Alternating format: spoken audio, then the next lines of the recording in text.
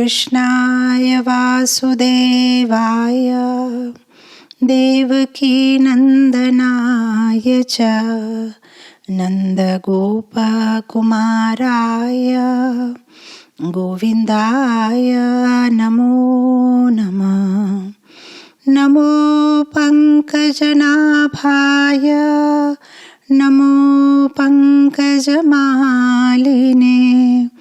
नमो पङ्कजनेत्राय नमस्ते पङ्कजाङ्घ्रि। हे कृष्णा करुणा सिन्धु दीनबन्धो जगत्पते गोपेशा गोपिका कान्त राधाकान्त नमोऽस्तुते। तप्तकाञ्चन गौराङ्गे राधे वृन्दावनेश्वरी वृषभानुसुते देवी प्रणमामि हरिप्रिये। जय श्री कृष्ण चैतन्य प्रभु नित्यानंद श्री अद्वैता गदाधरा श्रीवासादि गौर भक्त वृंदा। हरे कृष्णा कृष्णा कृष्णा हरे हरे हरे राम राम राम हरे हरे।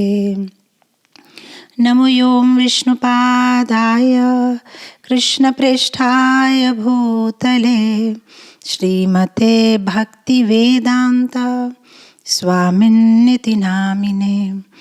नमस्ते सरस्वती देवे गौरवाणी प्रचारिणे निर्विशेष शून्यवादी पाश्चात्य देशतारिणे।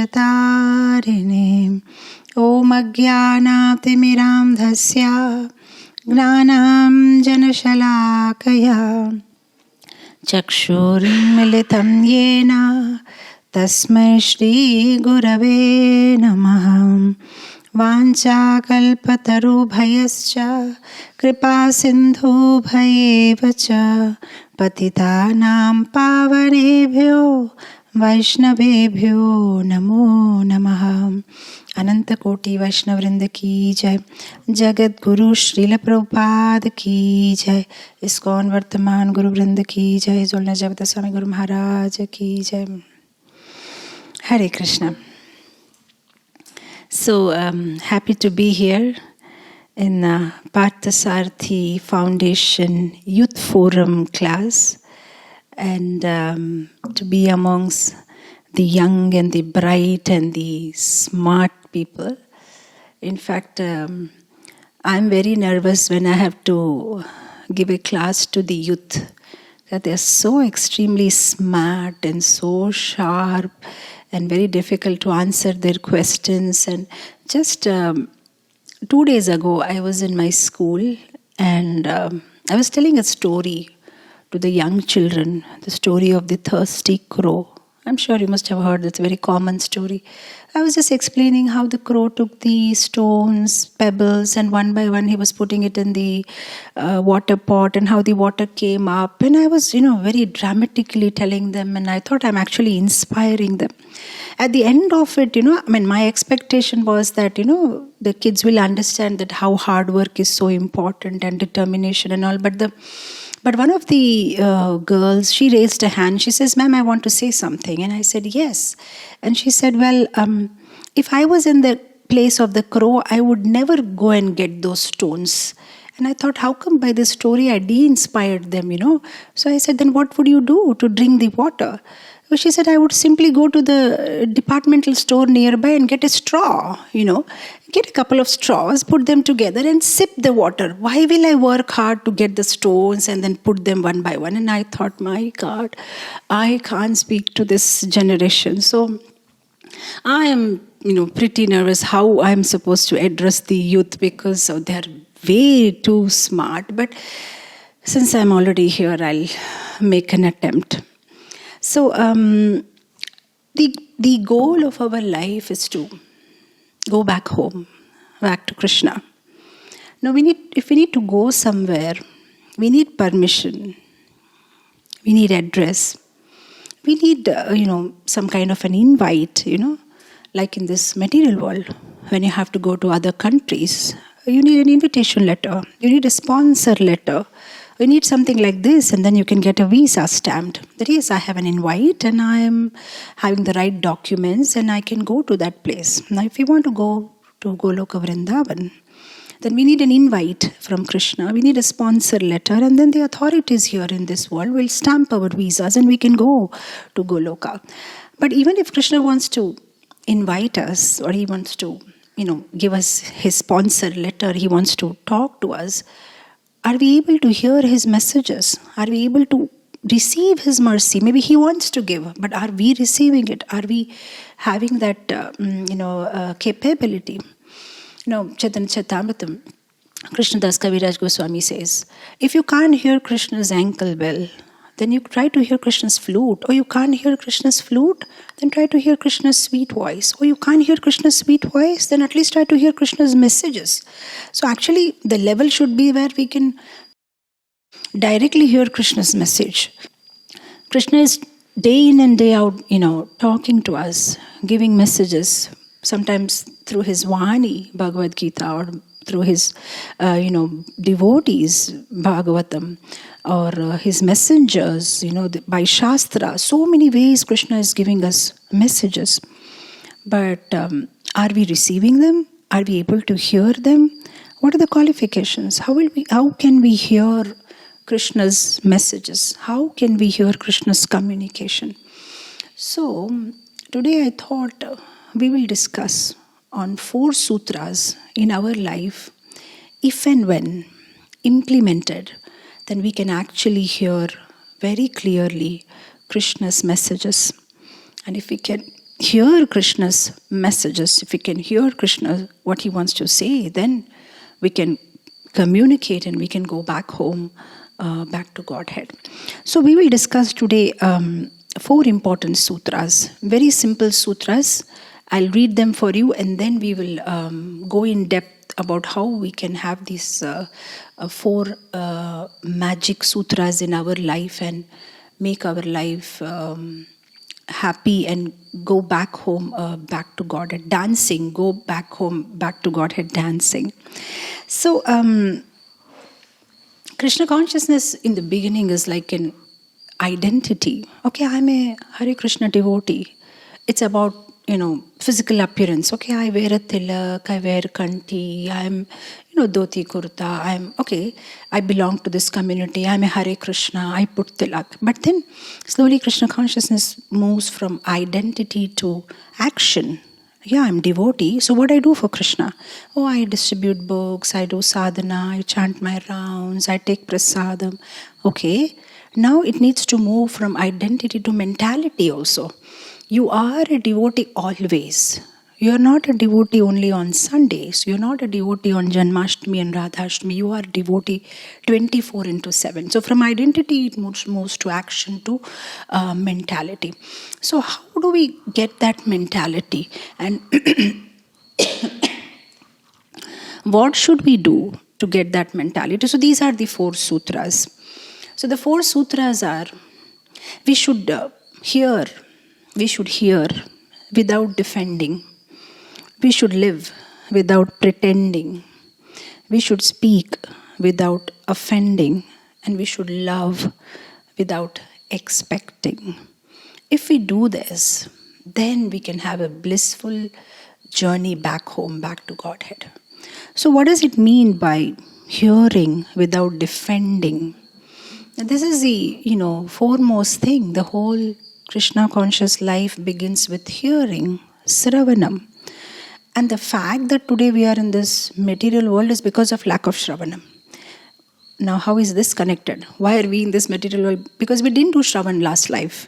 Because we didn't do proper Shravanam. When we do proper Shravanam, when we do proper hearing, when Krishna enters, through our ears into our heart, then there will be a change in us. And, we'll be purified, and then we can go back home, back to Godhead. So the whole thing is because of lack of proper Shravanam, or rather Shravanam in the right mood. So hearing without defending. Usually whether it is a class or anything, we become very defensive. We are not able to hear with open heart. Even when a speaker is giving a Bhagavatam class or speaking something about Krishna, we have our own defense wall around us, which we're not allowing them to come in. It's like it's raining everywhere, but if you are having an umbrella, then you won't get raindrops on you. So Krishna's mercy is flowing everywhere. When we hear Bhagavatam, actually the whole mercy is flowing on us. But if we are sitting with an umbrella, then it doesn't come inside. So what is that umbrella? That umbrella is umbrella of defense. That umbrella is defending ourselves. No, actually, the speaker is saying like that, but how is that possible? No, he's saying like that or she's saying like that, but I don't think this is completely true. I don't think that is possible. So we are all the time defending. We are not taking things with open heart. Once we break those barriers and we completely surrender. Yes, what they are saying is for my benefit, and yes, it's possible to implement, and yes, I'm going to do it. Then we can go back home, back to Godhead. So hearing without defending. We actually, our nature is, when it comes to others, we become judge. When it comes to us, we become lawyer. We make a mistake, we start fighting our case. Actually, I did like this because this happened, I did this because this happened.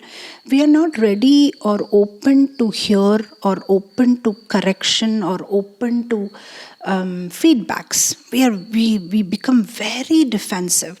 And in the case of others' mistake, we become judge. He shouldn't have done that. It's not correct behavior. Immediately, we don't even give benefit of doubt. There must be something behind it, why he did that or what. We become judge and we immediately, give the final decision. So the first and foremost quality that a devotee needs to develop is to be open to hearing feedbacks, open to hearing, taking corrections. It is so important. If we don't take corrections, then our anarthas keep on increasing. Taking correction is like becoming a beautiful human being, just like a goldsmith. A goldsmith, when the goldsmith hits the gold, then the gold, becomes into a beautiful bangle. But if we don't allow the goldsmith to do his job, then it will just remain like a, lump of gold, but there will be no beauty in it. So when we are corrected, when we are given feedback, when we hear, without being defensive about it, then we can become beautiful devotees. See, hearing without defending essentially means to be in humble state of mind, to be open to corrections. And humility is the first step. Chaitanya Mahaprabhu says, Trinadapi sunichena daruriva sahishuda amanina amanadena kirtane sadahari. If you want to do satatam kirtana, then you will have to have that temperature. You will have to be humble. You will have to be tolerant. You will have to be, unless and until you are, in that humble state of mind, you can't even chant Hare Krishna properly. So one has to be so careful. This whole point of defending comes because of our false ego. And this subtle body is the one which is keeping us away from Krishna. This subtle body which is made up of mind, ego and intelligence. This is what is keeping us away from Krishna. Physical body is not keeping us away. This physical body is anyway, we leave it here. But this subtle body is one which we've been carrying from so many lifetimes. So what is this subtle body made up of is mind, ego and intelligence. And this ego is one which is causing a barrier between us and Krishna. So we need to, remove this ego. And how that will happen when we associate with Vaishnavas, we take their corrections, we with an open heart, we hear them, then we can bring about changes in our life. Actually, there is nothing wrong in taking correction from people. The fact that we don't like it is only because of our inflated ego, false ego. Otherwise, it is something like, if a doctor tells you tomorrow, madam, your hemoglobin is less, that's what the blood report is showing, what will you do? You will start fighting with the doctor. How dare you? You said my hemoglobin is low. How dare you speak like that with me? No, we don't say that. Oh, my hemoglobin is low.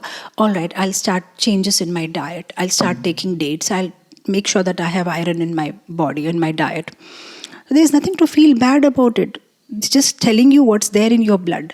When people give us feedback or corrections, there is nothing wrong. We can just hear them and then just bring about the right change in ourselves. It's actually such a fortune to have somebody in our life who will actually correct us.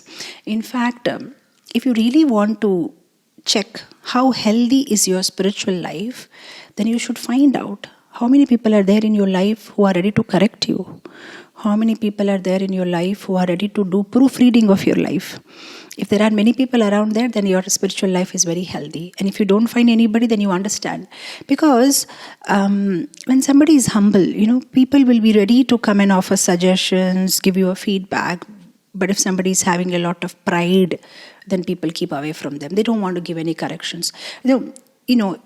Immediately they will say, I don't think I should tell her this, or she'll feel bad about it. I don't think she'll like it. I don't know how she'll take it. So if people have that kind of opinion about us, it's very unhealthy.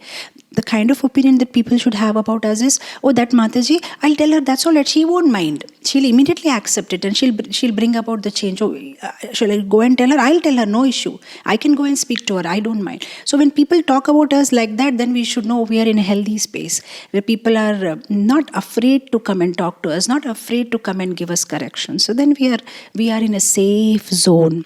But when people are reluctant to come to us, then we understand we are in a danger zone. Who will correct us? Who will help us? So hearing without defending. Hearing without defending. We should be ready. See, it may not be a very sweet thing. You may feel a pain when somebody says something, Every time it's not so easy to take it in a very positive way. But if we take it, then we will improve. Change is always difficult to accept. But when you accept, you grow. You see in the Krishna Leela how Krishna corrects Kubja. She was deformed and Krishna corrects her and she becomes beautiful. So it's not that Krishna did some kind of a magic, like he just used some magical powder and he said, oh, boom, boom, now you became beautiful. No, actually Krishna worked on her. He stamped her feet and he pulled her chin up and he pulled her torso. So don't think that it was very nice. It will be painful if somebody stamps your leg and, just pulling your body and, it's painful. But Kubja surrendered and the result was she lost her hunchback and she became a beautiful human being. So it's not that every time when people give us corrections or they say something or feedback, it will be very pleasant. But if you tolerate it, right, then you become a beautiful human being. So Krishna is ready to give corrections. Are we ready to accept it? Chaitanya Mahaprabhu corrected, Kala Krishnadas.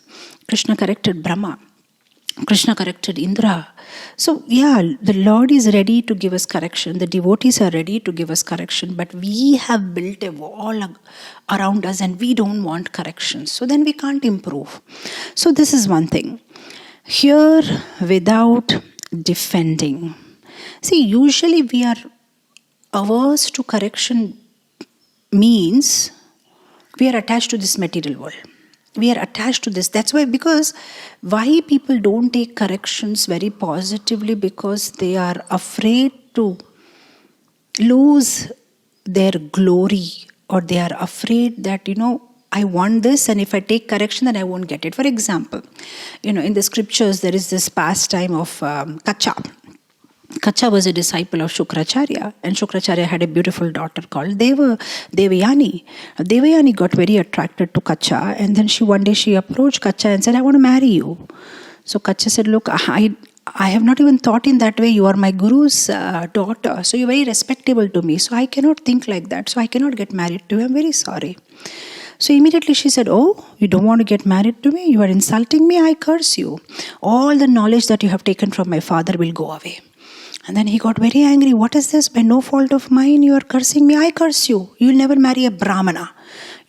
So now what happened here? There was hearing, which hearing supposed to be without defending. But what she did here is, as soon as she heard no, she could not accept it.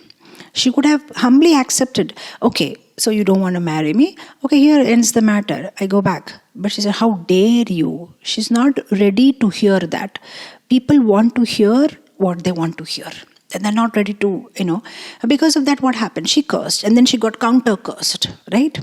So, people are not ready to take corrections, not ready. In fact, you see in the case of Dronacharya and Drupada, when Drona goes to Drupada and tells him that, oh, you are my friend and you promised me that, you'll always help me, so here I am.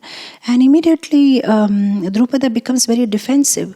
What will people think about me? This wretched old, wretched looking man, poor looking Brahmana, he comes with a torn dhoti right inside my palace and he's telling everybody that I am his friend. What will people think about me? So he immediately says, don't talk like that. You want some donation, take donation and go. Don't use these words like I am your friend and all. Don't use such words. So immediately. And then what happens? And then Dronacharya also gets angry. Oh, he insulted me. Now I'm going to, insult him back. So then when he, trains and coaches the Pandavas for Guru Dakshina, he asks them that, get that fellow Drupada, tie him like an animal and bring him to me. Now again, the matter could have ended there. But Drupada thought, okay, this is what he did to me, Dronacharya, I will not leave him. And then he goes back again and he does a yajna where he gets Draupadi and Drishtadyumna and he wants to kill Dronacharya. So what's happening here? Simply, Drupada could have, take it in a proper way. He didn't want that feedback that how dare you call me your friend and bring me to your level. Or if Dronacharya could have taken it that way, okay, fine, he doesn't want to associate with me, there ends the matter. But we don't stop it there. And that's how we get into this cycle, he says something, then we say something, and because we said something, now he will say something, and then it keeps going on. So we are not ready to take feedback. So we have to do hear without defending.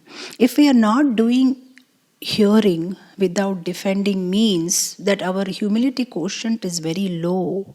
You see in the case of Sharmishtha and Devayani, when Lord Shiva was passing there on his bull, and these girls were taking bath in a pond, and they saw Lord Shiva and they said, oh, how can we take bath like this? Lord Shiva is passing, let's cover ourselves with cloth. So what happens is Devayani, she wears Sharmishta's clothes because of that hurry, Shiva is passing and something needs to be done immediately. And then Sharmishta gets very angry and says, how can you,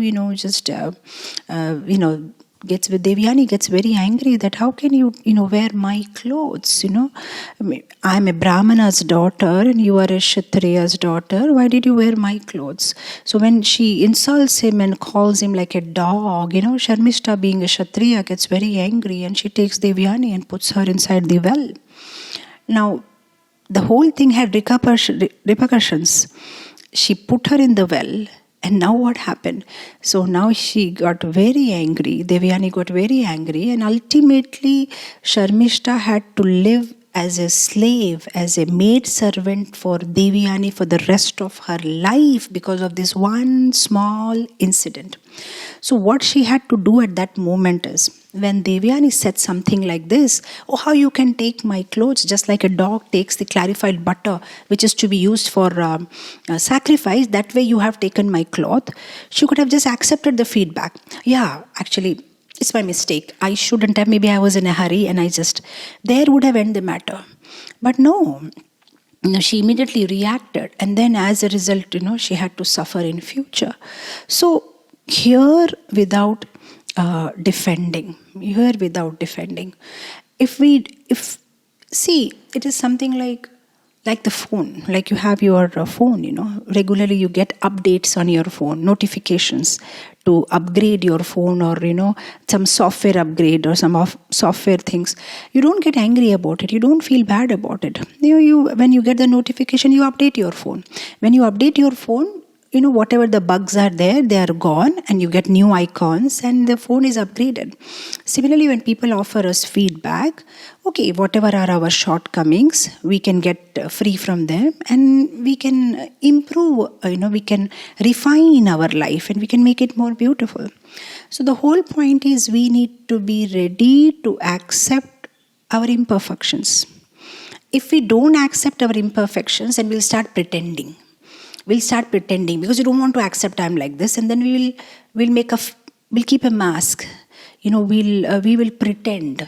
So that brings us to our next sutra. We should hear without defending, and we should live without pretending. This is very important. We should not try to become somebody else. One size does not fit all. We should not try to get into other people's mold. That is what makes us pretend. Because this is not our nature. This is not how we are, or this is not what we like. But because this other person is, expecting that from us, or that will make us look better in front of the other person's eyes, so we will we will pretend. And being pretentious is not healthy for our Krishna consciousness. Bhaktisiddhanta Saraswati Thakur says, weakness is not an obstacle in Krishna consciousness. Cheating is an obstacle. If you are weak, you have certain issues, talk about it. But if you pretend that you have no issue, then that is an obstacle in Krishna consciousness. If we are trying to be hypocrite. So this is another sutra. Don't worry about, क्या कहेंगे लोग, सबसे बड़ा रोग, क्या कहेंगे लोग, what he will think and what she will think and what he will think. And our whole life is busy in impressing people whom we don't even like, frankly. But we want to impress them. And all our energy, all our time is wasted in that. And the problem is, energy and time is very limited in this human birth. We hardly have few years to live. And in that, whatever that time and energy we have, we utilize it in impressing others or putting up a show. But if that same energy we utilize in actually becoming what we are, what we want people to believe about us, then we can actually grow. That same energy and time, if we utilize in actually becoming a good devotee, than to put a show as a good devotee. So live without pretending, If we pretend, if we lie, then we cheat, and then we repeat, lie, repeat, cheat, lie, repeat, cheat, then what will happen? We will be stuck in the cycle of birth, death, old age, and disease, and we'll be never able to come out. Actually, we put so many masks, sometimes we ourselves forget what's our real picture and how do we really look like. Right? So we need to align our life. We are living 3 lives. One is a public life, which people know about us. One is a private life, which our family members know. And one is a secret life, which only Krishna knows, what's going in our heart. But we need to align all these 3 lives and make it one. Whatever is inside is outside. If we can do that, this is one sutra, then we can, happily go back home, back to Godhead. So half of our time is wasted in pretending, half of our time is wasted in thinking what people will think about us.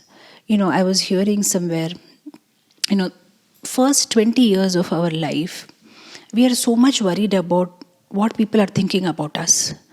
Another 20 years of our life, we are not bothered. We don't care what people are thinking about us. And in the final years of our life, we realize nobody was thinking about us anyway. They were not even thinking about us. We were worried, what she's thinking about me, what he's thinking about me, but people were not even thinking about us. And we wasted our whole life trying to impress them, thinking that they may be thinking about us. Then what they will think about me, better I should behave like that, better I should talk like that, better I should walk like that, better I should dress like that. But they're not even thinking about us. So living without pretending. We should not worry so much about, others' opinions, and, it's like if there are some broken glasses or there is a broken mirror, you don't change your hairstyle looking in the broken mirror. If you do that, you will end up making a worse hairstyle because that mirror is broken. How will you set your hair properly? If a mirror is clear, you can make some changes. The mirror itself is broken. So there is no point of trying to change your ways just because, what she may think, and because she is wearing like that, I should also, because they got admission in this college, I should also get admission in this college. Because she's talking like that, I should talk in her style. Krishna has made everybody unique. If somebody is making good dresses for Krishna, somebody can sing for Krishna, somebody can dance for Krishna, somebody can cook for Krishna. In Goloka Vrindavan, the peacock is not worried, why am I not able to give milk like the cow? I want to give milk for Krishna. And neither the cow is thinking, why can't I dance like peacock for Krishna? The cow is thinking, I can give milk and I'll give milk for Krishna. The peacock is thinking, I can dance and I'll dance for Krishna. So we don't need to, worry about what the others are doing. We can do what we are good at. Krishna has made everybody unique, and we can be very open about it. This is how I am. This is what it is. This is my capacity. This is my capability. This is what I can do. And we don't need to worry so much about trying to impress other. The more original and authentic we are, the more, the burden will become less. It's like when you go to a doctor, if you are truthful to the doctor, okay, this is my situation with the stomach, the doctor can do something. But if you put up a face and you pretend, no, actually it's okay, that much pain is not there in the stomach, only little pain is there, then doctor will not give you the right medicine. So we need to stop pretending. Okay, see, when we pretend or make a show of what we are not, whatever the weaknesses that we have inside will magnify, and slowly it will kill us from inside, just like a termites. Termites, when they enter, I don't know if you have seen a door which is termite infested, so some wood. At the outset, it will look so nice. You will think it's wonderful. But only when you touch and push it, you will see everything is, finished from inside, because a termite has eaten it up. I'm reminded of the story of a hunter. Actually, he went in an area for hunting which was prohibited. It was a protected area, some particular protected forest. But he never realized, and he went and hunted a wolf. And after some time, he realized that, oh, this is a protected forest, and I'm not supposed to hunt here. And to his horror, he heard that a jeep, looks like some officer is coming, and he thought, what I'm supposed to do now? The officer will catch me, put me in the prison, and I've hunted in this prohibited area. So he immediately, because he had a big coat, so whatever that wolf that he had killed, he's just half dead now. He takes the wolf and somehow hides inside the coat and wears his coat and very innocently sits there on the bench. And then this forest officer comes and asks him, oh, what are you doing here? This is a prohibited area.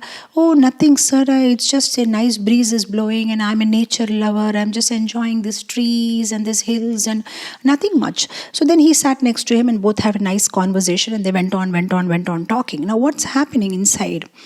This wolf is inside, half dead wolf inside the coat, and he's just moving around, and now this forest officer is not leaving. He's going on talking. And after some time, when the forest officer finally left, this man was dead.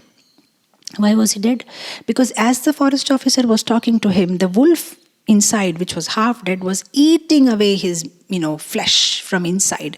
So he was tolerating, and finally when the forest officer left, he also collapsed. This is what happens with us, when we pretend, and then inside all the anarthas, they're actually eating, and but still the tilak is there, but actually kanti is still there, and mala bag is also there in the hand, and you are still wearing dhoti kurta, but inside there is nothing. It's all over, and suddenly you will collapse one day. You will be out of bhakti. So one has to be so careful not to pretend. So as Bhaktisiddhanta Saraswati Thakur said, that is a problem. Cheating is a problem. See, in Kali Yuga, the dharma is standing only on one leg. The other legs are gone, and that one leg is truthfulness. At least we should try to be truthful. We should try to be honest. Among the 4 defects of human being, having imperfect senses or having a cheating propensity or, imperfect senses, being illusioned. Among all these four defects, committing a mistake, other three are not in our hand. We can't do anything about, being illusioned. In this material world, we'll be illusioned. We can't do anything about our imperfect senses. Because our senses are imperfect, we'll commit a mistake. They say, to err is human. You will make some error, you'll make some mistake. You can't do anything about these three things. But after making a mistake, if you lie about it, that one thing is in our hand. Not to lie and honestly accept it, not to pretend. That one thing is still there in our hand, and we can make a change there, So truthfulness, one should be honest. One should be honest. One should not pretend. One should not pretend. In fact, in the early years of ISKCON, there was this one man, when devotees were trying to convince him to become devotee, and books and talking about Srila Prabhupada, he was thinking in his mind that I want to check out this Swamiji. So he decided that he will do the service of driving Srila Prabhupada everywhere. So for 1 week he drove Srila Prabhupada around. At the end of 1 week he said, this Swamiji, he's a pakka sadhu. So the devotees asked, why are you saying so? So he said, I observed this Swamiji 24/7, driving him here and there. I saw him in public with hundreds of people. I saw him in private, simply alone. I saw him every moment. And I saw one thing about him. He's never trying to impress anybody. He is what he is. He is the same when he's inside the room. He's the same when he's talking with thousands of people. He's the same when he's talking with one person, two person. He's really a sadhu. He's not pretending. He's not acting. He is a sadhu. So live without pretending. We should not worry so much about what people will think or do, and we should not invest our time in trying to impress people or trying to get some false glory. See, the whole point is, imagine somebody tells you, buy these shares, okay, invest money in these shares, but only thing I want to tell you, at the end of the year, the value of this share will become 0. Will you buy that shares? I'll not buy. But as of now, it's wonderful. The share is at 1,000 rupees per share, or whatever, even if it's 1 lakh. If at the end of the financial year, it's going to become 0, why should I invest in that share? Intelligent people will not. Similarly, we are investing so much in this material world. I want to look best. I want to talk best. I want people should think great about me. But the problem is, all these things you'll have to leave at the end of your life. You can't carry it. Even if you are the most beautiful and the most intelligent and the most richest person and the most popular person, the problem is you can't carry that to your next life. So what's the point? At the end of the life, it's anyway going to become 0. It's not that, I can carry my YouTube subscribers to my next life. That option is not there. It's going to end here. So what's the point, Working so hard, trying to impress people and convincing them, please be convinced I'm very nice devotee. Please be convinced I'm very great devotee. What's the point? We're simply wasting our time. That much energy we can use in actually becoming a nice devotee, or having a mentor in our life and discuss where we can make an improvement and how we can become a better devotee. So we discussed 2 things here. Hearing without defending, and living without pretending. Now we come to the next 3rd sutra, speaking without offending. This is very important sutra. In Krishna consciousness, sometimes we become very insensitive, in the name of devotion or in the name of seva. Sometimes we are very insensitive to people around us. So we have to be very careful. Krishna says in the Bhagavad Gita 17.15, the austerity of speech. When you speak something, it should be satyam, should be truth, priyam, it should be pleasing and beneficial. It should be for the welfare of the others. If you are speaking something and it's not for their hita, then don't speak. That is the austerity of speech. In that verse, Krishna says, there's 3 things, and then he says, use your speech for reciting scriptures, for reciting Vedas. Actually, devotee is supposed to be mauni. That is one of the quality of a Vaishnava devotee. Mauni means he should not speak unnecessarily. So Prabhupada says, okay, actually you're not supposed to speak anything. But Prabhupada says, okay, then speak about Krishna. Even if at all you have that urge, no, I have to speak, I want to speak, I can't live without speaking, then speak about Krishna. But don't speak unnecessarily. So we have to be very careful. Sometimes our speech is so rough. We end up hurting people. We may very proudly think that I am following the 4 rules and regulation. No meat eating, no intoxication, no illicit sex, and no gambling. But when we hurt people with our words, we are actually doing meat eating. We are killing them. Because killing is not always physical only, that you go and hurt somebody. Actually, words are more dangerous killer. In fact, sometimes if you hurt somebody, physically, maybe after 10 days the pain goes away. But when you hurt somebody with your words, it stays for a long time in the person's mind.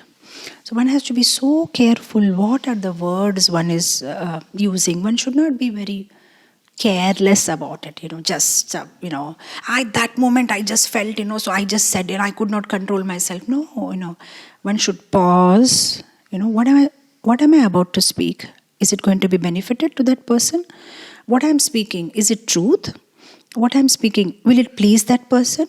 What I'm speaking, is it necessary? Will it help me or him? Why am I speaking this?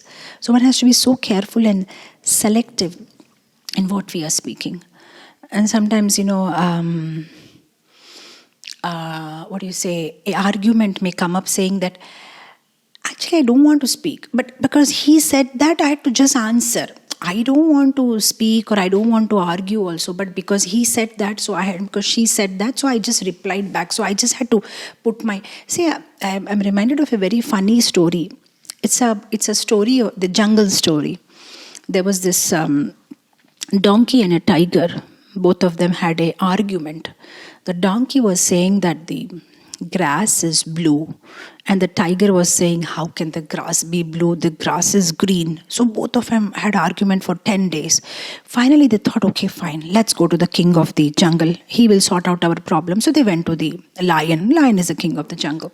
The donkey said, my lord, this fellow tiger is irritating me last 15 days. I'm trying to convince him that the grass is blue. So what do you say, my lord? Is it not the grass blue? So immediately the lion said, well, if you say so, yeah, the grass is blue. So immediately donkey became very happy, he started jumping. He said, please punish this fellow. Last 15 days he's irritating me. He's not agreeing. Then immediately the lion said, okay, I punish the tiger. For 3 days he should not talk to anybody. Maunavrata, and nobody should talk to him. The punishment was pronounced and the court was adjourned and everybody left. After 3 days of Maunavrata, the tiger comes to the lion and asks, my dear sir, is not the grass green? Lion said, yes, the grass is green. But sir, just a few days back you said grass is blue and you punished me and you favored the donkey. He said, yes, I punished you because how can you be such a fool to have an argument for 15 days with a mere donkey? You being a tiger, is it correct to waste so much time discussing with a donkey? So you definitely deserve a punishment. So this is our situation. Sometimes we unnecessarily engage in defending, offending. Not required. Every battle does not need to be fought. Every time you don't need to prove to others, actually I was right. Not required. Sometimes you just leave it. Let the donkey think that the grass is blue. Don't waste your time and energy. So this is one sutra.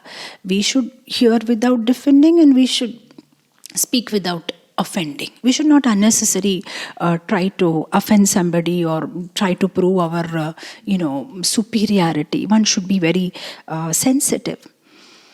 Chaitanya Mahaprabhu, when he went to Sarvabhauma Bhattacharya's house for prasadam, his son-in-law Amogha was criticizing Chaitanya Mahaprabhu. Chaitanya Mahaprabhu never replied or never bothered to answer him. No, actually it's like this. Actually, because he was saying, oh, you're a sannyasi and you're eating like this.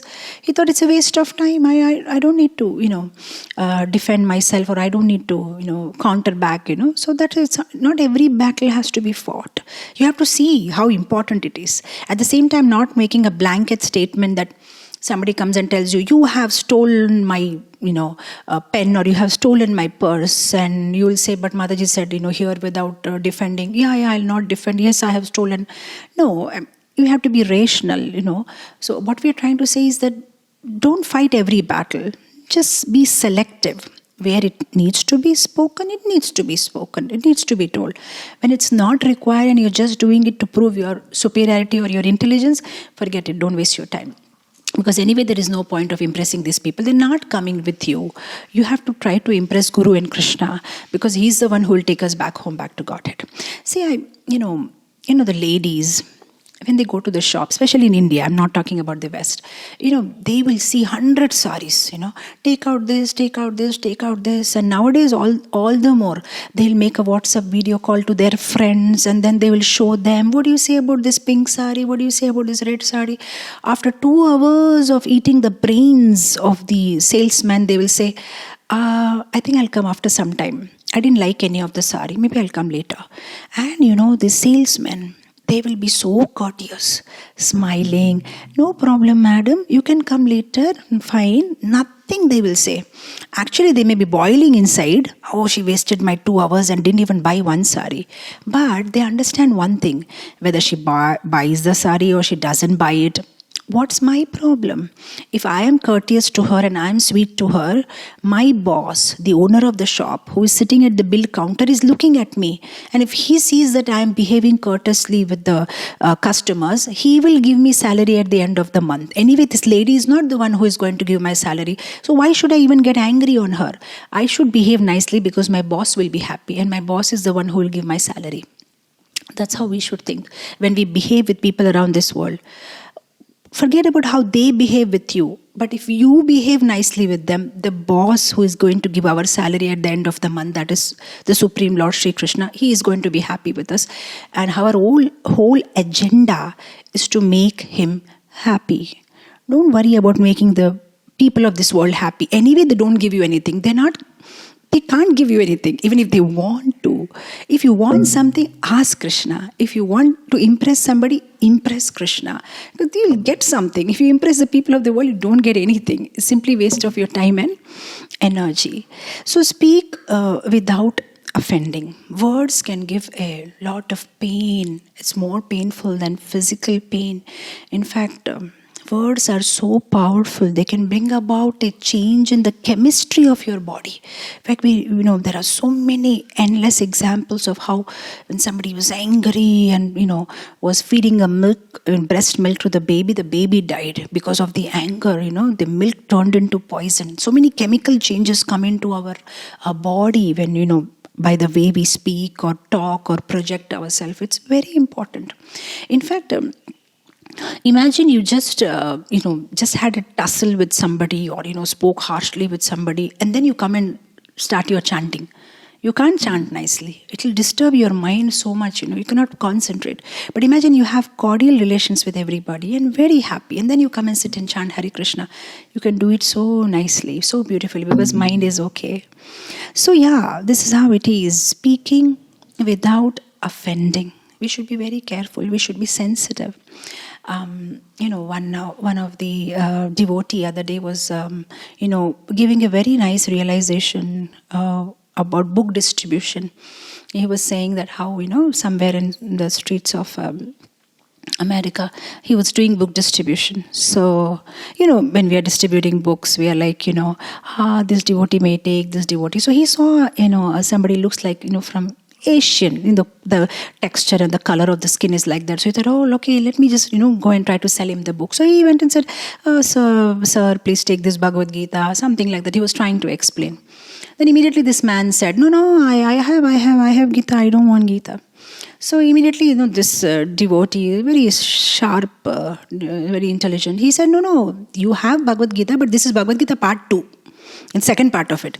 And this man was very sharp. Pat came the reply. Part 2 also I have read already. Then he immediately understood he must be an Indian. So sharply he answered. Then immediately he said, well, okay, even if you have it, I want to gift it to you. So he spoke for another 10-15 minutes. It's just a gift, So finally he said, okay, fine. If it's a gift, I'll take it. So he took it. After taking the book, immediately the brahmachari, he asked, sir, can you give some donation, for the book? So he said, for donation for what? No, sir, it's not for me, it's for the temple. If you like to, no force. I gave you the book. It's something like an exchange. I gave you something. You can also give something for the Lord, Give me something, whatever you like to. Immediately this guy said, well, look, knowledge should not be sold, Don't ask money for knowledge. Knowledge should be given. It should not be sold. Then this man thought, forget about it. Now I don't think I can get any money out of it. He said, okay, there ends the matter. But again, after 5 minutes, he came back. He said, I didn't give you money for the book, but I can give you a good advice. He said, please go ahead. He said, I can tell you how to become a rich man. So this devotee said, rich man? Okay, fine. Tell me how I become a rich man. Then again asked, but why do you want to become rich man? You are devotee, na? He said, okay, if I become rich man, I'll use it for Krishna. You can tell me what you want to. Then he said, okay, many people think that you can become rich man by earning a lot of money. But I'll tell you the secret how to become rich man. Not by earning a lot of money, but by not spending money. By saving money, you can become a rich man. You should not spend money, then you will become a rich man. Immediately this devotee thought, my God, he must be a Gujarati, Pakka Gujarati, because, he said, you should not spend money. So this devotee was sharing his realization. He was saying that, one way if you think about it, it's right actually.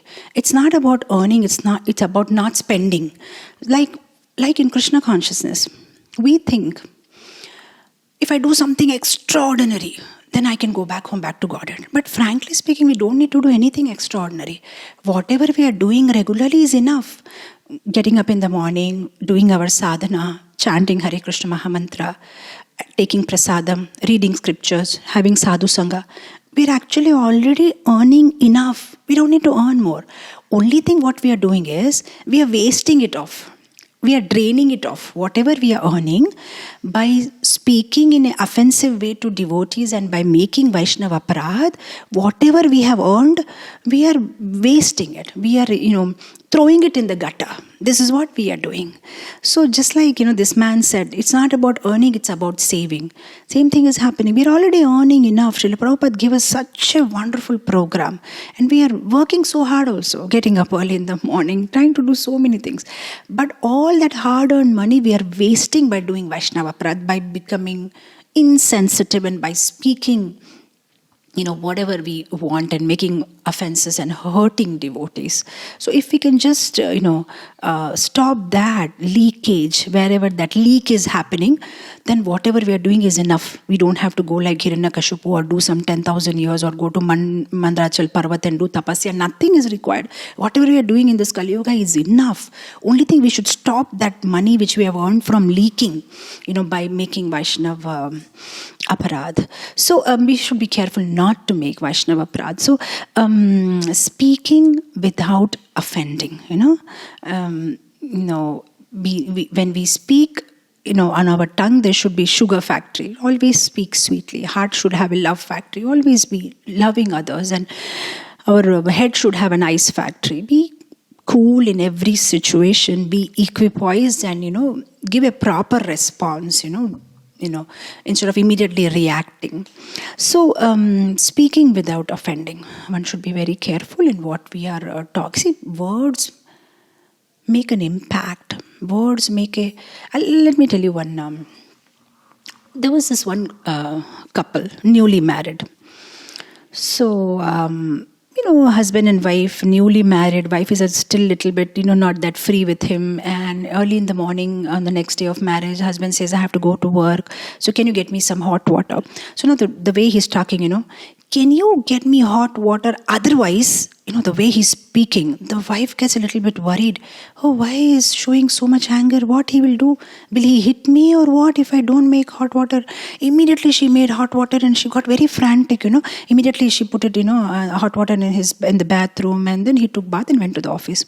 Next day morning again he said, can you get my hot water? Otherwise, immediately said, no, I'm just bringing your hot water, please, and then so this happened for 1 month, because the way he's threatening, otherwise, and she was worried, otherwise what will he do to me? So after 1 month she confined, she shared it with her friend, this is how my husband is threatening me every day, he says, get my hot water, get this, otherwise, get my milk, get this, otherwise, This lady was very intelligent. She said, why don't you just ask your husband, otherwise what? What will he do? So, with a lot of courage, next day morning, when her husband, told her that, will you get my hot water otherwise? So she asked, otherwise, what will you do? So immediately he said, otherwise, I'll take bath with cold water. That's what I've been trying to tell you last 1 month.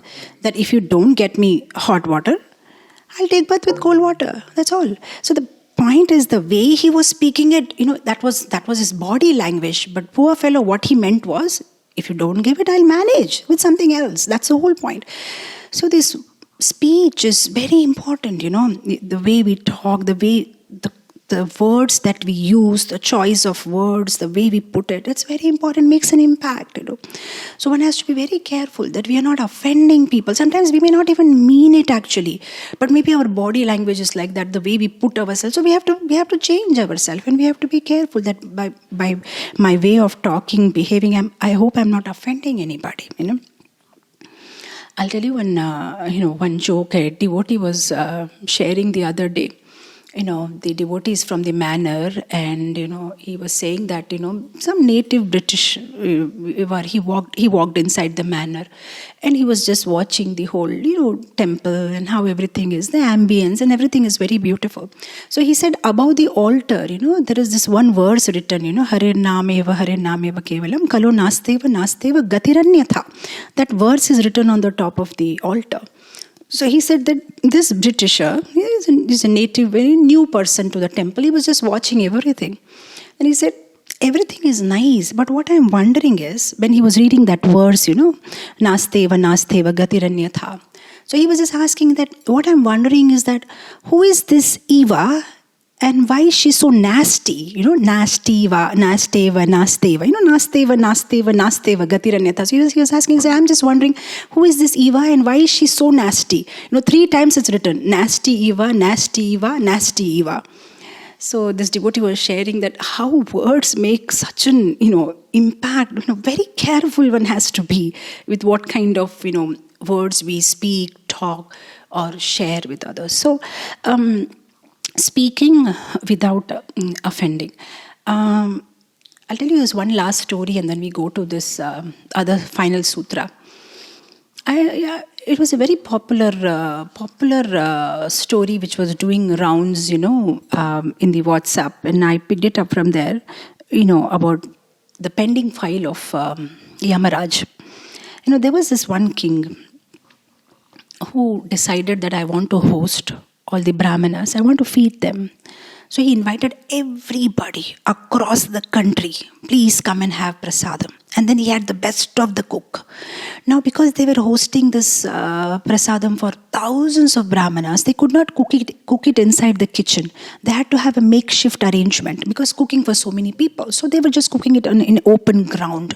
So hundreds of cooks are cooking and nice prasadam. And when this prasadam was given to the Brahmanas, all the Brahmanas died. Now how the Brahmanas died, what exactly happened was, there was this one eagle who attacked a snake and killed the snake. Now the snake was half dead and the eagle had the snake in the beak, and the eagle was flying over the place where the cooking was happening. So now this snake was dripping poison from the mouth. It's a dead snake. Now that poison went inside the dal, which was being cooked by the cooks. It's an open place. Now because the poison fell inside dal, all the Brahmanas, they took prasadam and they all died. Now the king and all were very sorry about it. Wow, why this happened? What we can do? Everybody was very sorry about it. Now this file went to Yamaraj. So many brahmanas killed. Brahma Hatya. So who is to be punished? So the Yamaraj asked, you please suggest my ministers, what should we do? So one of them suggested the king should be punished, because how dare, finally the king is in charge. The other person said, how can the king, be punished? Poor fellow, he has no intention of killing the brahmanas. He wanted to serve the brahmanas. Out of love and affection, he invited everybody. And how will he know? It is the cook's mistake. The cook's supposed to be careful while cooking that nothing is dropping inside, Not the king, the cook should be punished. The other person said, how can the cook be punished? Poor fellow, he's just cooking with so much hard work. He doesn't know. How will he imagine that the eagle is going with a dead snake and some poison will fall? He is just cooking sincerely. How can you punish him? Actually, the snake's supposed to be punished because the poison came from the snake. The other minister said, how can we punish the snake?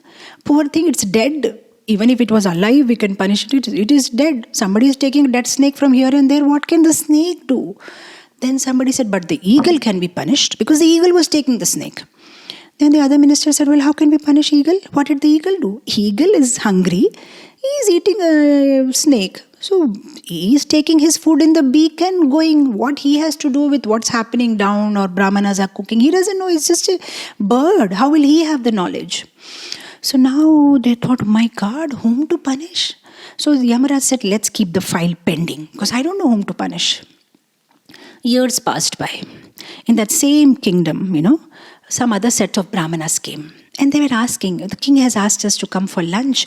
We want to know where is the king's palace. So they're asking everybody, how should we take a right, take a left, how do we go? There was this one lady, they asked, can we take a right from here or how? We are supposed to go to the king's palace. So immediately the lady asked, for what? No, the king has invited us for lunch. So immediately the lady started laughing. Why are you laughing? Oh, no, I just want to let you know that, what happened last time. He invited so many brahmanas and they all got killed. So be careful. I just want to let you know that be careful, you're going for lunch. And she was just making fun of it and she said, okay, now take a right and you can go. Now immediately Yamaraj took out his pending file and he called his ministers and said, whatever sin, to be given, sin reaction for killing so many brahmanas, put it in this lady's account. So the ministers protested. What did this lady do? Why are we going to put it in her account? Neither she cooked it, neither she put poison. She didn't do anything. Why are we transferring it to her? Then Yamaraj said, well, any sinful activity, it is committed for what? For pleasure. But by killing this, death of these brahmanas, neither the cooks were happy, neither the king was happy, neither the eagle was happy, neither the snake was happy. But this lady became very happy, taunting and talking about it with everybody. This happened and they were so careless. So looks like she got some pleasure out of it. So because she got a pleasure out of this sinful activity, let's transfer the sinful activity to her account. So imagine, sometimes, we may not even do things wrong, but if somebody has done wrong and we take pleasure in it, in making fun of them, this is what they did. He looks like a big devotee, but you know what? This is what he is. This is how it is. This is what, we think we are very intelligent. I'm just giving information just for everybody's knowledge. This is how this devotee, you may think he is great, but actually he is like this. And you may think I'm just giving an honest information, but you're taking pleasure in it, right? So you will get the sin. So we have to be so careful. So speak without offending, right? Live without pretending. Speak without offending. Hear without defending. And now we come to the, last sutra is love without expecting. We should love without expecting. Other day, what was that? Somebody came for blessings, in the school. We are getting married, please bless and all. So I was asking, why do you want to get married? What will happen? Why does a person get married? So they were saying, we get married because we want to become happy. Then I said, then forget about it. If you want to you want to marry because you want to become happy, then forget it. Then he said, what does this mean, Mataji? I said, no, it's not that you get married because you want to be happy. The whole mentality should be, I'm very happy and I want somebody in my life to share this happiness with. So whom should I share this happiness? Oh yeah, this person. So that's why I want to marry you, because I'm happy and I want to share something with you. I have something and I want to give it to you. if with that mentality you get married, then you'll be happy. But if you're expecting that if I get married and this person is going to give me all happiness and he's going to give, then you will be unsatisfied. Because in this world, nobody wants to give. Everybody wants to take. So our mentality should be, I want to give. Then you will be happy. Both should have that mentality. The husband should have that, I want to give her happiness, and the wife should say, I want to give her happiness. But if you want something from others, you will be unsatisfied. So not only in the material sense, even loving Krishna should be without expectation. See, there is a difference between loving and liking. When you like something, let's say you like a rose. Oh, you smell the rose, you take a selfie with the rose, you hold the rose in your hand. That is liking. If you love the rose, you will go and nourish it. You will water it. You will take care of it from sun. That is loving. So, do we like Krishna? Or do we love Krishna? That's one question we can ask ourselves. We like Krishna, then we want like, oh Krishna, give me this, give me that, give me this, But if you love Krishna, then you say, Krishna, I want to serve you. What can I do for you? That's loving Krishna. So loving means serving. Loving means without expecting. If you are loving somebody and then you are having some expectation, then that is transaction. It's a transaction. I'm doing something for you and you do something for me. But love, definition of love is it is unconditional. It's without expectation. So we love Krishna, then we should love him without any strings attached, without any expectation. As Krishna, I love you. And see, the whole point is we want Krishna, and we want this, and we want that, and we want Krishna also. It doesn't work like that. We want Krishna means we want only Krishna. See, for example, if I have a lot of things in my hand, how will Krishna hold my hand? I'll have to leave all these things. Then Krishna can hold my hand and take me back home, back to Godhead. So there is no point in worshipping Krishna and trying to get materially settled. Having said that, some devotee, the immediate question will be, but no, actually, if I don't ask Krishna for a stable job and a proper health, then how will I, continue my Krishna consciousness? No harm in that. If whatever is helping you, like certain financial stability or proper health or proper relationships will help you progress in Krishna consciousness. So that's fine, that's all right. But it should not become a business transaction all the time, trying to have greed for more and more. Okay, if this is going to help me, or as of now, this particular problem is bringing about an obstacle in my Krishna conscious life, then you can always approach Krishna, that Krishna, please help me. But, all said and done, we just need to approach Krishna. Rest, he takes care actually. We don't even have to specifically let him know. He knows what is to be done. So, we just go in front of him and we be aligned to him. And, we chant and, be conscious of him is enough. Rest, he takes care, I'll tell you one last story and try to end it here. Is it already 1 hour? Oh my God. Okay, so I'll just end this story here. I'll tell this story and end it here. You must have heard about Baron Rothschild. He was a rich man. Very rich man. And, rich men have their own fantasies. So he decided that he wants to be painted as a beggar. So he calls the world's best painter. He says, paint me as a beggar. This man also was a very big, perfectionist. He said, I can't paint you like that as a beggar. If you want that real look, you stay hungry, do upavasam, stay hungry for some time, and then you should look like that, then I can paint you nicely. So he fasted for, 1 month or something, and then he was looking very pale and tired, and then this painter dressed him like a beggar with all torn clothes, and somewhere on the street, he made him stand there, and across the street he was painting him like a beggar, standing with his beggar's ball, all pale looking and tired looking, and so he was painting him to get that natural look. Now meanwhile, somebody was walking on the street and saw a beggar, just a beggar. So immediately he gave $1 in the beggar's bowl and left. Now he wanted to say that don't do that. I'm Baron Rothschild, the richest man in the world. But he can't move because that man is painting him. So he just stays there and this person puts the money and goes away. After a few months, the manager of Baron Rothschild goes and in search of that man who had, given that $1, and finally finds him and gives him, $10,000. So he said, "What is this?" He said, "You remember a few months back you had given $1 to a beggar?" So "I don't remember. I give to many beggars. I don't remember." So he said, somehow, that beggar was not a beggar. He was a very rich man. He was an investment banker. So he invested your $1 and this is the money, came out of that investment. So we are just giving it to you. So he said, "But I don't even know that he is a rich man." So this manager replied, "You don't know who he is, but he knows who he is. So you may not know, but he knows who he is. So he invested your money in the right place." So we don't know how great Krishna is, but Krishna knows, how great he is. So we don't have to all the time go and ask, "Jai Jagadisha Hare, Jai Jagadisha Hare, please give me, please give me." We don't know Krishna is great, but Krishna knows, what is his position, and he will give according to his capacity.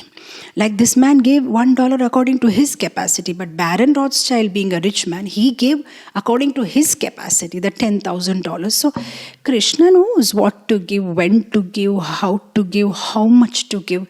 We don't have to get so much worked up about it, We can simply surrender to him, pray to him, love him, and he'll take care of us. So if we follow this, sutras in our life, I remember this one last pastime, and then I'll end it here.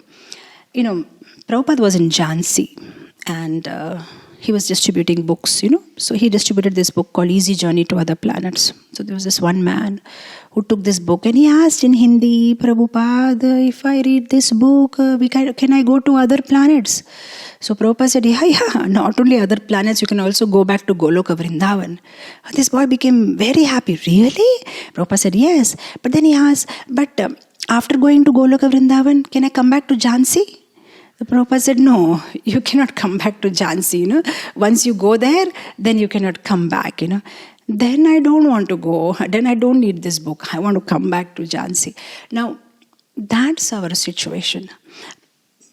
We are following the whole Krishna conscious process, but somewhere deep in our heart we think, if I do this, I'll be comfortable in my, Vizag or Vijayawada or, Vishakhapatnam. That's a whole, we are not even mentally preparing ourselves that, no, actually I need to go back home, back to God. We actually want to stay here, but we want to stay here comfortably, and for that we want to follow Krishna conscious process. So that needs to be, removed, So anyway, that will take us to another topic. So coming back here, if we follow these 4 sutras in our life, we have to, not to live, by pretending, live without pretending, and speak without offending, and hear without defending, and love Krishna without expecting. If we follow these 4 sutras of our life, then we can be happy in Krishna consciousness. See, once we are in Krishna consciousness, once we come into this whole process of Krishna consciousness, we can actually never go back. Only thing is, if we don't follow it properly, we will be a miserable devotee. Once we are, come in touch with devotees and take this process of Krishna consciousness, there is only 2 choices we have. Either we can become happy devotee or we can become miserable devotee. But devotee will remain. That we cannot, because once you get the taste of it and once you understand whole the philosophy, you'll always remain a devotee. But only thing is, do you want to be a miserable devotee or you want to be a happy devotee? That's your choice. And if we follow these sutras, then we'll be a happy devotee. We can go back home, back to God and dancing. So with this, I end it here. And as usual, I always speak more than the time allotted, and I am sorry for that. And thank you so much for tolerating me. I'll close it here. Jagat Guru Srila Prabhupada Ki Jai. Hare Krishna.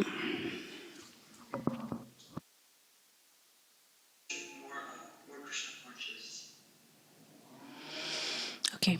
Your question is, how can busy students be more Krishna conscious? By organizing our time in a proper way. Everybody has 24 hours and we are still trying, make out time. if we see, like today we were talking about leakage, leakage. So we need to also check where the time is getting in. There is leakage in the time schedule, where we are wasting time. Sometimes, if it's all there in the mind, we'll not even understand where our time got wasted. But if you actually put it on paper, you will actually realize there are a lot of time. So if you actually have proper sleeping habits, and if you have proper eating habits, and if you have a proper timetable schedule, definitely you can get some time for pursuing your Krishna conscious practices. So you need to put it on paper, and you need to sit with somebody who can help you, like a third party, because your mind will not allow you to put things on the timetable, saying that but this time is for de-stressing, but this time is for this. So you need to sit with somebody and then make a proper timetable schedule and just check out what time you are getting up in the morning, how much time are you using in your social media or for other forums like Facebook or something, how much time is going there, how much actual time is going for college assignments. So you need to just plan. If you fail to plan, then you are planning to fail. You have to plan. Everything has to go according to a plan. A student means his life should be disciplined and planned. He cannot do anything which is not there in the schedule. Like those days in the Gurukul boys, disciple means discipline. How those disciples were there in Guru's ashram. Everything has to be, planned, scheduled. What time you'll get up, how much you will talk, what. It has to be done for some time, even though it may appear to be mechanical or austere. But it needs to be done. Like I give the example that a stone has to be chiseled. It has to be by the sculpturer. Then only it will come, it will have a beautiful form. So in the student life, brahmachari life is very difficult, You cannot compare your life with others, and when you see their life, you will feel, wow, so relaxed. They can happily go for Sunday programs. But your life, you will have to plan it in a very proper manner. How much time I'll give for what time I'll get up, what I will eat. Actually, there is this 5 sutras for student, Bako Dhyanam, Swain Nidra, Alpahari. I'm not able to recollect all the 5, but how a student should eat frugal, grihatyagi. He should be though he's living in the house, actually Grihatyagi, they're supposed to live in Guru's ashram in Gurukul and get disciplined, because parents will be so sweet. They cannot be very strict with the child, but Guru teacher, they can be very strict. Like those days, you have to go and get firewood for Guru Patni, and you have to do some Vapu Seva to Guru, and only after Guru asks you to eat, you can eat. But here the parents will be there with 20 items in front of you, and AC is on, and you eat, you do this, so much pampering will be there. But actually student means Grihatyagi and Alpahari. He should eat frugal. He should not stuff himself with all pizza, that diet. He should be very careful in what kind of diet he's taking. Bako Dhyanam, he should have a focus like a crane. Swain Nidra, he should sleep like a dog. Dog, when you move, you see some dog on the road, immediately the dog will move. Anybody walking on the street, road, so alert. You should be like you should be like that, So, Kaka Cheshta, his Cheshta should be like a crow. How the crow is, I told you the story of the thirsty crow putting the pebbles and trying to. So these are the 5 things: Kakasheshta, Bako Dhyanam, Alpahari, Grihatagi, Swenanedra, Vidyarthi, Panchalakshanam. These are the 5 lakshanam of a Vidyarthi. So some other day I can, speak in more detail about this, but I hope you got some idea of what I'm trying to convey. Thank you.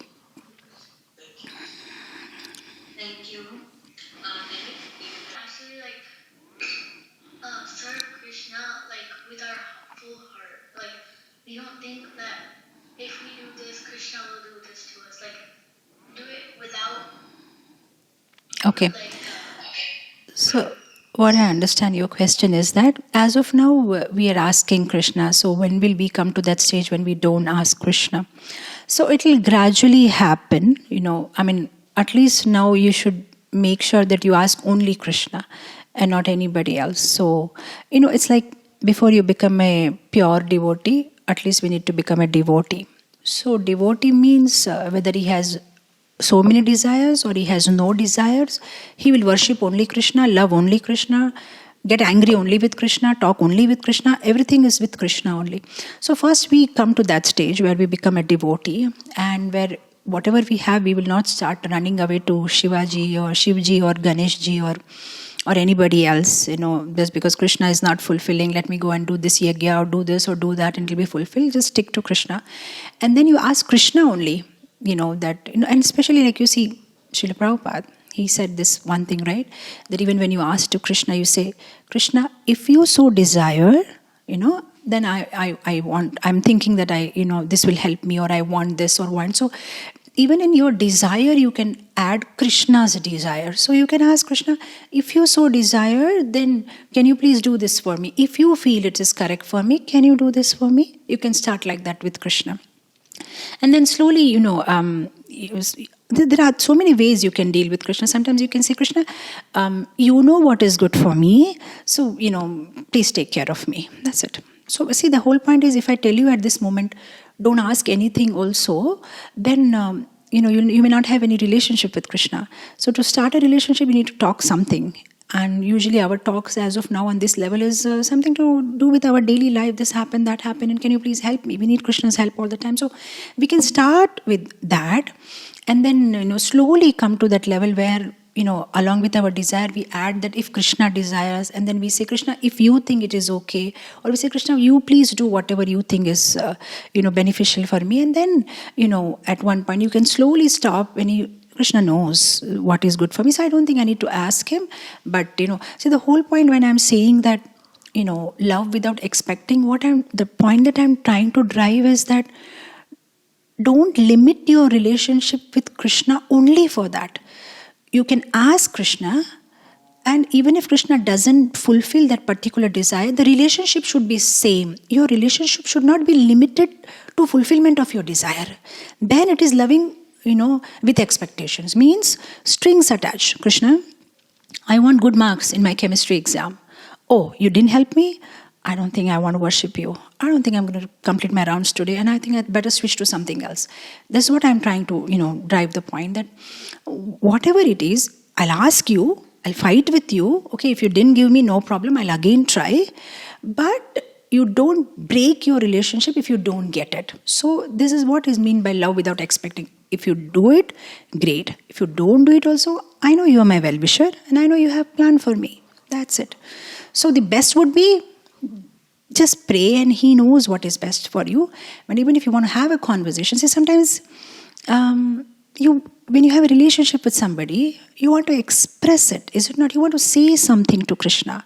So sometimes, some devotees may not enjoy this where you don't say anything, you just stand, but sometimes you really want to talk to Krishna and you tell him, Krishna, this is a trouble I had, this is what happened, can you please help me? So that way, actually, what you're doing is you are developing a relationship, you're talking to him, you are expressing yourself. That will increase your love for Krishna. So no harm in that. You can go ahead and do it.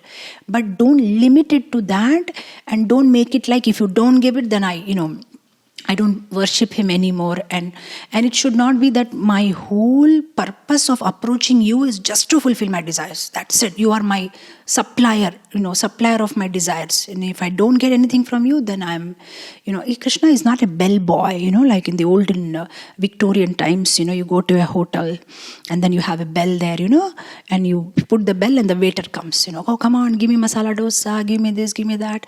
And if the waiter delays, you again put bell. Hey, what happened? Where is my order?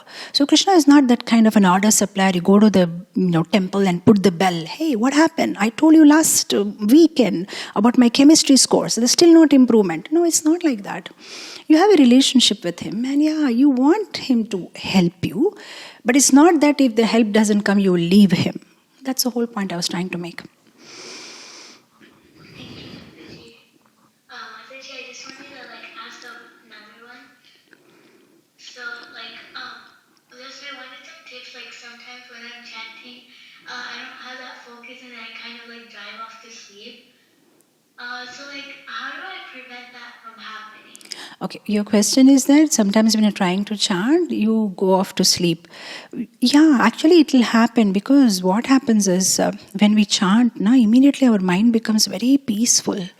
And all that running here and there was happening has become cool now. So because it becomes peaceful, immediately your eyes will close. In fact, those who have sleep problem, if they chant, they don't need any sleeping tablets also. Immediately you will sleep, you'll feel to sleep. But all said and done, if we want to do our chanting nicely, then we need to make certain preparations. Sit in the right position. Don't lie down on a sofa and chant, or don't lie down somewhere or in a relaxed chair. Like Prabhupada's japa tape, you hear that. Sit straight. You sit straight. You wash your face. If you're feeling sleepy, walk around. Just before starting the chanting, read something or hear something which will inspire you to chant. No, I should chant. It's my duty, or I have to chant. And sleep enough. Don't be sleep deprived. And if you overstuff yourself with fatty, cheesy food also, you tend to sleep. And have the right ambience. Don't put a dim light and some cozy place and then you chant. You'll definitely sleep. Put all the lights on and just walk and do something. So you have to create certain ambience, physically and the situation. And again, all said and done, what you have done in the whole day also will affect your chanting. If you have been in proper consciousness and you have associated with the right modes of nature, that also will help your chanting. If you have been in too much tamasic, rajasic also. So like that, so many things will contribute to your chanting. So just check, where you are going wrong. Thank you, Mataji. Hare Krishna. But if you can just guide me through this. You can continue whatever you are doing. You don't need to subtract it. You have just added Hare Krishna Mahamantra and that's fine. So you said like you are continuing doing one round of Sri Krishna Sharanam Mama. So that's all right, And you can continue doing, because this is the Guru mantra, right? It comes in Guru Parampara, in our Gaudiya Parampara. So we do our 16 rounds of Hare Krishna Mahamantra. And apart from that, you can do your Sri Krishna Sharanam Mama, and you don't have to remove or stop, or you can just continue doing it. In fact, since even I'm a Gujarati and brought up in a Pushti Marg atmosphere, I love to hear Sri Krishna Sharanam Mama bhajans, and I love to hear Yamunashtakam and Narsi Mehta's bhajans, and I still continue hearing them. So there is nothing wrong. Yeah, you can continue that. Yeah. Okay, so I continue like. Yeah, definitely. Definitely you can continue. It's Krishna's name, Shri Krishna Sharanam Mama. My Lord, I take your Sharanagati, I surrender to you. So there is nothing wrong, Only you finish your 16 rounds and then you chant Shri Krishna Sharanam Mama whole day. Nothing wrong in that. Okay. Thank you so much. Thank you, Mataji. Mataji, there is one more question. Okay, last question and we'll end it here. Yes. Actually, I gave that series for Surat devotees. And after that, I could not give them time from my schedule. So it was never completed. I just spoke 4 episodes. And after that, I could not give them a date to complete that. And I promised them that I'll complete that series with them. So I don't know when, but shortly I'm going to Surat in February for a Bhagavat Saptaha. So let's see if I can complete that 64 qualities at that time. February sometime. Okay, thank you so much, Mataji. Mataji, and I wanted to say that I also belong to Pushti Marg family, Mataji. From Pushti Marg Parampara, actually. Okay, nice. Thank you. Hare Krishna. Thank you. For calling everybody. Thank you so much. Jagat Guru Srila Prabhupada ki jai. Hare Krishna. Pancha Kalpatarubhasya. Krishna, Krishna, Krishna lage. Sab Krishna, Krishna, Krishna lage. Sab Krishna, Krishna, Krishna lage. Sab Krishna, Krishna.